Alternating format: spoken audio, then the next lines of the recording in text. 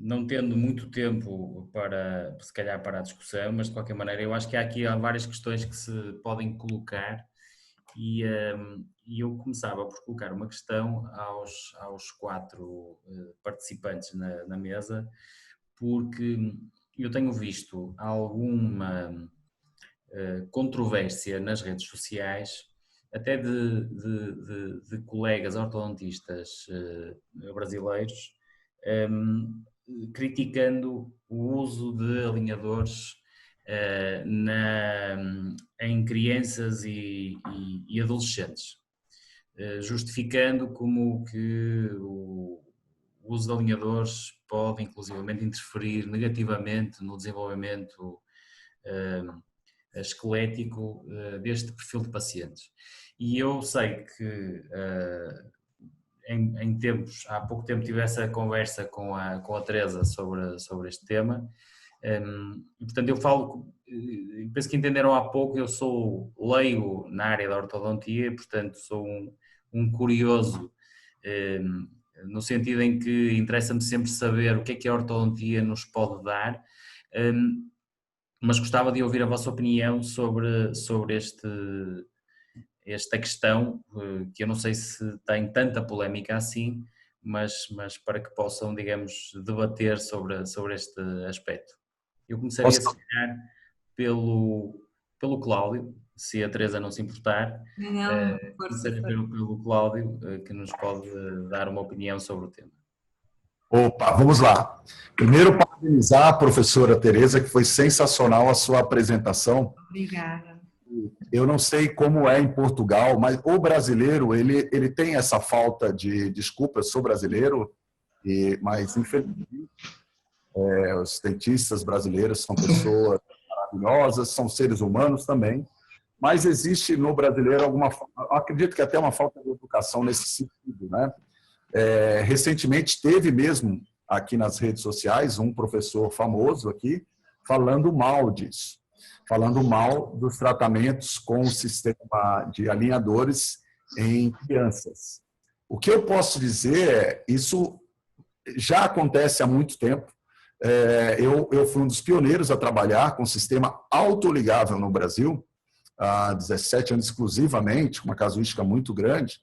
E o que aconteceu? Eu escrevi 3 livros sobre o sistema autoligável, e o primeiro livro foram mostrando os nossos casos, para mostrar, foi o primeiro livro clínico, tem muitos anos ele, e depois eu tive que, de tanto pessoas criticando, porque esse ganho transversal, como está a tábua óssea vestibular desses pacientes, nós fizemos o segundo livro com casos tratados e com com tomografia. Então, era com o acompanhamento tomográfico dos casos para mostrar. E o terceiro, agora, o mais recente, até o Felipe foi coautor com a gente, ele já mostrando o que já está estabilizado entre nós ortodontistas aqui. Grandes nomes da ortodontia no Brasil criticavam o autoligável em rede assim, para todo mundo, em congresso, falando que não funcionava, isso e aquilo. E hoje eles têm prescrição de brackets autoligáveis. Então, isso é uma onda que acontecer. Com os alinhadores vão falar mal mesmo, vão continuar falando, infelizmente, mas até eles, lá na frente, começarem a publicar o que eles estão fazendo com alinhadores. Então, é um defeito muito grande que eu vejo aqui dos nossos colegas dentistas do Brasil. Há uma frase que eu digo sempre que é a ortodontia para além da técnica. Esta é a minha frase-chave que eu gosto muito de publicar e de dizer. Eu acho que os alinhadores são uma ferramenta, porque o diagnóstico é fundamental para depois nós fazermos o nosso plano de tratamento. O meio que vamos utilizar para efetuar esse tratamento pode ser qualquer um que se aplique àquele caso. E, portanto, eu sei que tenho respondido também aos comentários desses professores, pronto, que vão comentando e que eu respeito muito esses professores e essas pessoas que dizem mal dos alunos. Agora, o que eu acho é que dizem mal porque não fazem. Isto mas é mesmo, porque não têm conhecimento, como o professor Cláudio estava a dizer e muito bem, quando foi dos autoligados foi a mesma coisa. Portanto, e agora fazem, as pessoas criticaram, agora fazem. Ainda hoje é um bocado contestado, não é? Os autoligáveis, o sistema Damon continua a ser Sim. Mas eu acho que, olha, quando começaram os autoligados, eu estava a utilizar o multiloop e houve uma altura que eu coloquei multiloop nos autoligados para fazer movimentação vertical. Então o que é que acontece? É um meio que me facilitou a vida. Agora, os alinhadores é necessário ter muito conhecimento ortodôntico e muito bem, que os colegas disseram, sem dúvida. Qualquer um que esteja a fazer a técnica de alinhadores tem que saber muito da ortodontia, tem que saber dar torque no dente, tem que saber o que é o torque, o que é os steps, fazer todas aquelas mecânicas que nós passamos e por um processo de aprendizagem muito grande para chegar aos alinhadores, porque senão a taxa de insucesso é muito grande, porque não se sabe o que está a fazer. Agora, essas pessoas que dizem mal, Carlos, essas pessoas que dizem mal, e que eu respeito muito, muito mesmo o trabalho deles, porque apresentam trabalhos maravilhosos, com acabamentos maravilhosos, e que eu respeito muito, dizem mal, porque também não fazem, porque também na curva dos alinhadores, da aprendizagem dos alinhadores, é preciso ter muito conhecimento da técnica, para além da ortodontia também. Portanto, é preciso ter as duas coisas, muita sabedoria e muito conhecimento da ortodontia e muito conhecimento e sabedoria da técnica. E, efetivamente, Filipe, eu concordo, eu também sou fã do Ojima. É, efetivamente, eu acho que nunca tive um ídolo que dissesse é meu ídolo a nível da ortodontia. Mas o Ojima é o meu ídolo e é aquele que eu costumo dizer, eu vou ser assim, porque nós às vezes julgamos, já sei, não, nós temos é que estar sempre à procura de conhecimento e à procura de mais, e ver que há pessoas melhores do que nós, e que nós queremos é ser como esses melhores, não é? E que apresentam resultados espetaculares, e que nós dizemos assim, isto é ortodontia e consegue. Porquê? Tem muita experiência, tem muito conhecimento da técnica e sabe o limite, sabe como ultrapassar esse limite. Essa é a minha opinião. Dizem mal que não sabem. Gostava de ouvir a opinião do Paulo. É completamente refrescante, é uma lufada de fresco, é das melhores coisas que podem existir. Ouvir a Teresa a qualquer momento, ou seja, eu acho que na natureza humana as pessoas têm uma escala etária a partir da qual acham que simplesmente aquilo que eu fiz já está bom e eu vou-me encantar por aqui. E a Teresa nunca na vida será assim. A Teresa vai ter 17 anos a vida inteira, ou seja, sempre com vontade de mais e mais e mais e mais, e com ilusão e encantada. E às vezes uma pessoa está no mesmo andamento, às vezes sente-se um pouco sozinha a pensar assim, sou o único no mundo de uma coisa dessas, está à distância de uma chamada, de uma troca de mensagem, está a 280 km de Lisboa-Porto, e tem filhos, tem esta disposição, corre a maratona, é uma mulher impressionante. Ou seja, a Ana Sofia diz assim, mas tu falas desta mulher como Deus lá em cima e ela cá em baixo. Mas nós, na ortodontia, em todas as áreas da saúde, em qualquer área da medicina dentária, nós vamos sempre encontrar pessoas que acham que isto não tem sentido, simplesmente porque adaptaram-se a uma técnica, a uma forma de trabalhar, e uma coisa que é inovação, pensam assim, agora vou meter nisto, e às vezes, infelizmente, porque eu também admiro pessoas de uma forma estrondosa, dão com as mesmas pessoas e com o mesmo respeito que a Teresa tem por eles, e não vale a pena mencionar A e B, e temos carinho mútuo e tudo mais, mas às vezes é aquela coisa de, caramba, mergulhe, procure. Isso é como passar de um carro de mudanças manuais para automáticas. Você já sabe conduzir. Você já está 100 anos à frente em relação a uma pessoa que está a iniciar o primeiro espaço de ortodontia. A única diferença é que a sua curva de aprendizagem vai ser muito mais curta, você vai evoluir muito mais rápido para essas novas técnicas, porque a ortodontia não muda. O sistema biológico do ser humano não muda, o diagnóstico, que é o mais importante, não muda, temos é que nos adaptar. Adaptamos a um carro com mudanças automáticas, não pode ser do pé para a mão, mas são 30 minutos.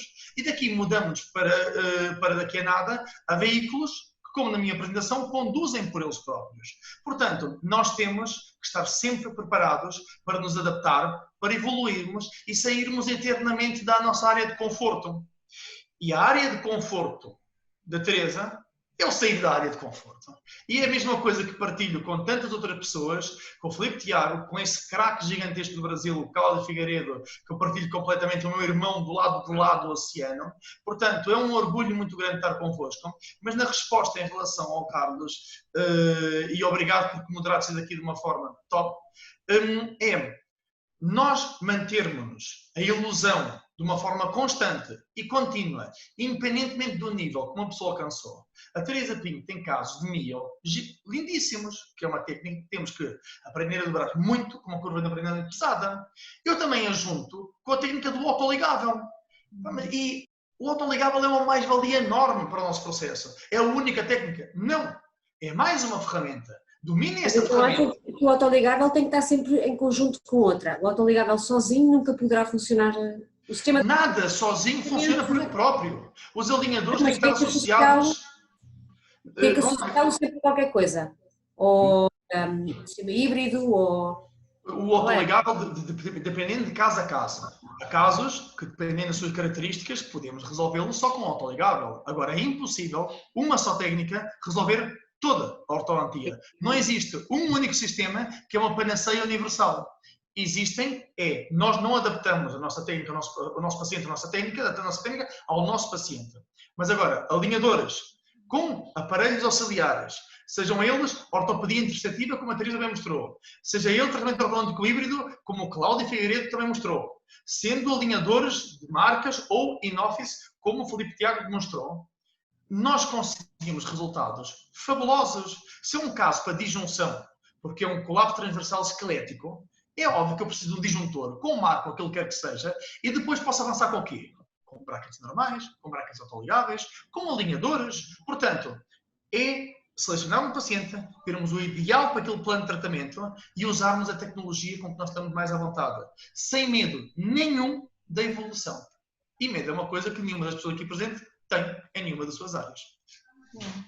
Há muito estudo por trás, tem que haver muito estudo, muito estudo. Eu agora, atualmente, Teresa, desculpa agora interromper-te, mas eu gostava também de lançar-vos aqui uma pequena provocação, que tem a ver com o seguinte: nós hoje em dia estamos a caminhar, por um lado, para porque na minha área está a acontecer e bem, para uma certa democratização de uma série de tratamentos, seja para os colegas, seja para os pacientes, e por outro lado está-se a assistir a um passo que eu gostava de vos ouvir e que eu penso que foi o Filipe que mostrou há pouco, que é as chamadas clínicas self-service, e que são muitas vezes promovidas por quem trabalha já há alguns anos em ortodontia e com alinhadores, e se está a promover de certa forma uma espécie de tratamento low cost associado a uma facilidade que quase não é necessário um atendimento presencial. Ou seja, eu consigo, isso começou a acontecer, não sei qual é o ponto atual, a situação atual em Espanha, mas há tentativas de criar sistemas, tal como com os branqueamentos. Isso hoje em dia há muito branqueamento em que a pessoa pode contratar o branqueamento, pode comprar o branqueamento e aparelhos de eficácia duvidosa, mas que já nem passam por nós. Na ortodontia, com alinhadores, começa a haver uma realidade em que há uma tentação de criar um mecanismo em que eu já nem preciso, eu como paciente, entro numa clínica, faço um scanner da minha dentição, não sou visto por nenhum ortodontista, mas de facto pode haver um diagnóstico e um tratamento e uma planificação feita por ortodontistas, mas não sei se aqui estamos a correr um risco grave de democratizar de tal forma que entramos aqui numa lógica de má prática, digamos assim.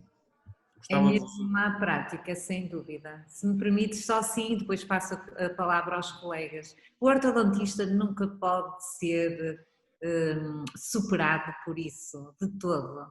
Existe um diagnóstico por trás, existe uma biologia do movimento dentário, existe toda uma dinâmica que tem que haver muito conhecimento por trás para fazer uma correção, por mais simples que seja. Uma coisa simples pode se transformar em algo muito complexo se não for diagnosticado corretamente e se não for bem planeado e acompanhado.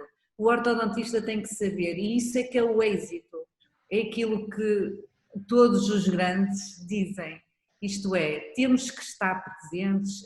Eu fiz agora nesta altura da pandemia, fiz as minhas consultas por teleconsulta, por Zoom, eu acompanhei sempre os meus pacientes. Eu trabalhei muito mais